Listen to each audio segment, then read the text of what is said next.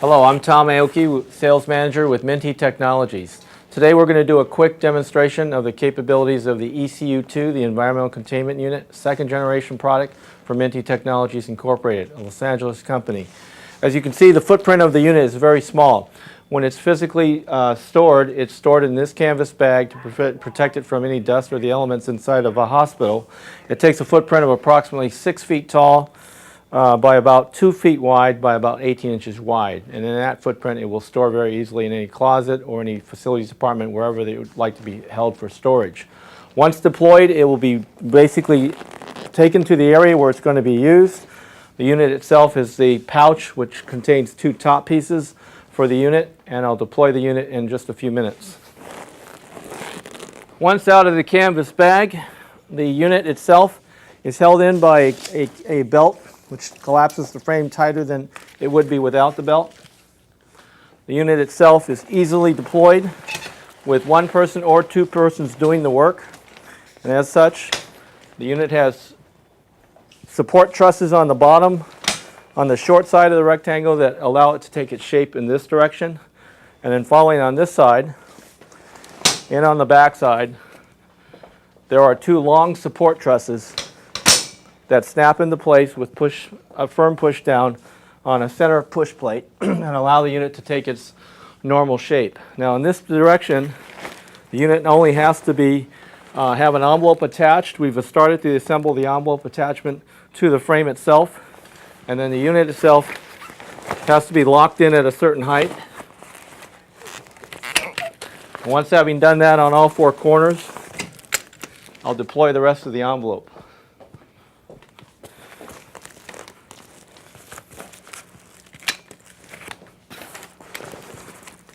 In all 4 cases, the unit itself locks in at a certain height with a distinctive click, and in each case the click is loud enough to be heard audibly so that you know that you're locked in place. Now in this concurrent configuration, the unit itself has got a footprint of 60 inches wide by approximately 34 inches. So it's a true rectangle and it's taking its shape. We'll always maintain this shape as long as these pins are locked in at the height that there are. The top pieces that were held in the pouch of the canvas bag fit on the only way they can assemble themselves to the unit itself. One side fits in, followed by the other.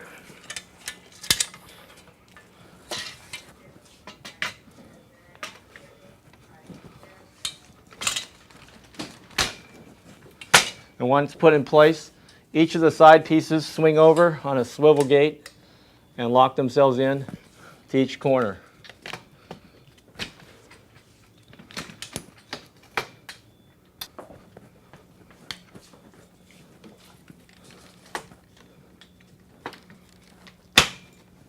Once the second of the 2 corner pieces are snapped and held in with a latch, the unit permanently is installed and awaiting the future deployment of the envelope itself. Now the envelope itself has a certain number of notches or straps that can be held up above this point. Typically in an 8-foot drop ceiling where we are today in this hospital, we typically will put 4 of these straps above this line here. We can make adjustments as needed to put more straps above this to lift the canvas of the envelope off the floor if we're going up high. And if we don't go up quite as high, we'll drop these down below and reduce the height of the envelope down lower to the floor. The frame itself can be extended to a height maximally of 10 feet 6 inches, and in so doing it can reach anything from this point where it's at now at this height, which is approximately 5 feet 11 inches, all the way high up to a height of 10 feet 6, and it can go up in 3/4 inch increments all the way up to the top height of its reach. Now once the envelope is itself, the straps are connected,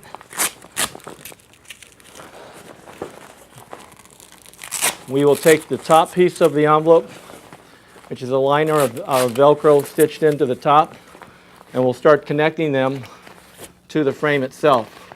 Now this top piece frame here will allow any of the top piece of the envelope from ever having any type of debris or dust coming from within a ceiling tile envelope when we access the ceiling cavity from dropping into the envelope and getting outside of the envelope frame itself.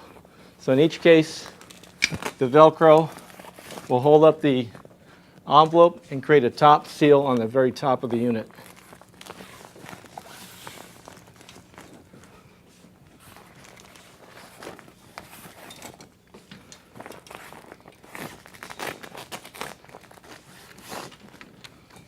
And the last piece is up front.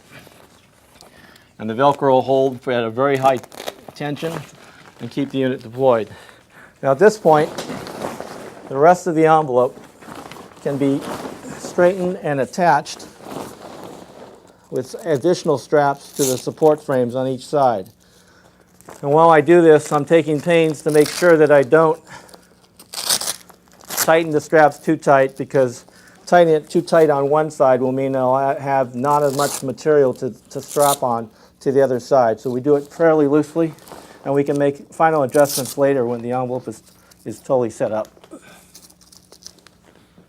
The ECU2 frame, the top piece, has a foam piece that adheses on to the top and allows it to be gently placed up against the top of a ceiling. In this particular setting, we've got an 8-foot drop ceiling, and the 1 3/4 inch high foam itself will come into play when we start pushing the top of the frame up against the ceiling. Now right now, after adding this top piece, adhesive foam, I'm going to position the unit so that it's close to the centered up to the point where I can start pushing the frame up and getting it up to the top of the ceiling to allow me to access this 2-foot by 4-foot ceiling tile. Once the frame is pulled up on one side, it will lock into place, and it will allow me to do the same thing on the other side. And then I'll continue to get it up to the point where it's close to the height of the ceiling. Each click represents approximately about a 1-inch increment in height, and allows me to position it exactly up to the height that I want to.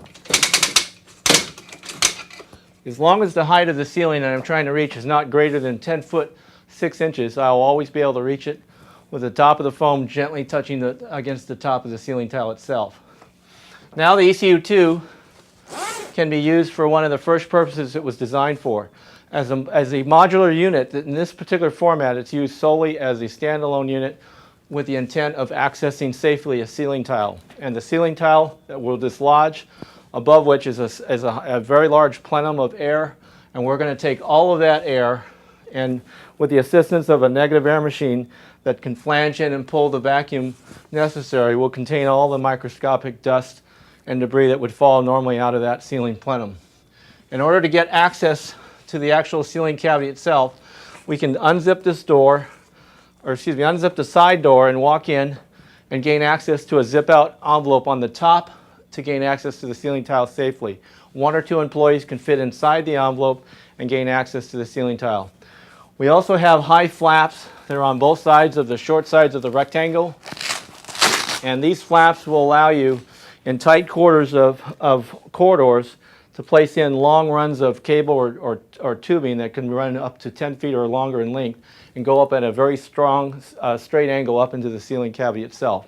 This will allow large pieces and long pieces of equipment that could go up and do rework of piping and cable inside of the ceiling cavity plenum to be done anywhere in the ceiling cavity area that you can have access to the ceiling tile dislodgement. Now once in this fashion, this particular unit is used for primarily a maintenance purpose. It's used primarily to access the ceiling cavity. But the nice thing about the ECU2 is that it has multi-function capability, one of which is the side room door itself, the one zippered on this side and the one on the opposite side, allows you to take the frame and come up against the sidewall, and in so doing, we can allow sidewall access, which in hospitals today is very much important, and it's becoming more and more in use. By gaining sidewall access, we're allowing ourselves to gain access to do work on a sidewall. We would flange in a wall flange that would extend out about 8 inches past the frame on both of the long sides of the frame, tape up against the outer wall of the area that we're working in, and allowing us basically from within the envelope to break through the wall and gain access to sidewall. And in doing that sidewall work, hospital maintenance facility could be using that type of work to put in a new drinking fountain, an electrical panel, or to maybe find a source of an annoying water leak that they've discovered was within the wall itself. By gaining access to the second use of the ECU2 frame, the same ceiling quarter deployment of the frame will allow you to use it to go upwards, or we can go sideways and gain sidewall access. The neat thing also about the ECU2 frame is that with the same wall flange, we can use the wall flange that's used to go sideways. We can envelope a door and go to a single patient room. And with the assistance of a negative air machine, we can draw the room negative to the CDC guidelines and make it a temporary airborne infectious isolation room. So the three major uses of the standalone frame of the ECU2 is allow us to go safely upward to reach ceiling tiles and gain long trusses of cable or pipe to gain access to those to get up into the plenum. We have the ability to go sideways and do sidewall work as needed. And we have the ability to frame to a single door and making it an airborne infectious isolation room when needed in the case of an emergency. Now, the ECU2 frame also has the ability to be used as in conjunction with another frame. It's made with the idea that as a modular unit that it can in fact be connected with a 5-foot connector cuff, and with another ECU2 frame it can form what we would call an ECU2 bundle. And the value to doing the deployment of the bundle itself comes into play when we have the quarter flange. The ECU2 frame has been placed in this particular hallway corridor. It is 8 feet wide, and it's attached to it is the accessory, the quarter flange accessory. The quarter flange itself has enough material to fit a quarter wider than the current quarter that we're in now. It has enough material to fit approximately a width of 10 feet to a height of approximately 10 feet. And to this particular setting, we're about an 8-foot drop ceiling and an 8-foot height wide corridor. The quarter flange itself has the ability to go in and around handrails and bumper guards for the crash carts and make an effective airtight seal in any corridor in which it's deployed. The nice thing about the accessory itself is it can allow a hospital to put into effect a quarter flange with the ECU2 and a bundle accessory including a 5-foot connector cuff and a second ECU2 frame to allow an effective airlock to be created to allow a gurneyed access patient to come and enter effectively the airlock without having the air from the isolation area backtrack or contaminate the general population corridor from which the patient first was wheeled in. Once the patient is delivered through the gurney or through the airlock itself and deposited into the floor of the isolation area, any of the patient rooms in this side of the quarter flange in the isolation area can be utilized to deposit the patient in one of the patient beds. The beauty of this particular application is that the quarter flange itself gives the hospital ultimate flexibility in giving them the latitude to create an isolation zone and a number of beds inside of a particular wing of a hospital that heretofore would have been a general population area. The quarter flange itself is held in place by a thick 1-inch wide strip of adhesive vac Velcro, which is laid across the sidewalls, across the T-bar on the top of the ceiling, and across the floor. And then inside of the quarter flange is stitched in the loop-style Velcro that mates up directly against the hook-style Velcro that the tape has been laid to allow the airtight seal to take place. Once deployed, this deployment can take place for as long a period of time as needed, and when possible, it can be removed and moved to another spot of the hospital. The standard accessory of the quarter flange being zipped into the envelope of the ECU2 frame and the second ECU2 frame with the 5-foot connector cuff can all be deployed by 2 hospital personnel in approximately 40 minutes at an average work speed. The beauty behind what we're talking about is it gives us the ability to allow any particular area of the hospital utilized for general population use to be converted into an isolation area of the hospital. The quarter flange itself is also capable of doing things other than creating an isolation capability for the hospital. It can be used to bookend a corridor, a long run of corridor, for a construction project that may run the entire length of the corridor and end at the end of a work area. At the other end of that work area, another quarter flange can be deployed and bookend the entire construction area and keeping all the containment and all the dust and debris that's created within the construction site just within the corridor itself. The hospital can still maintain its normal operation in and around the construction zone without the quarter flange interfering with that application as long as the construction zone itself is contained on both ends by a quarter flange.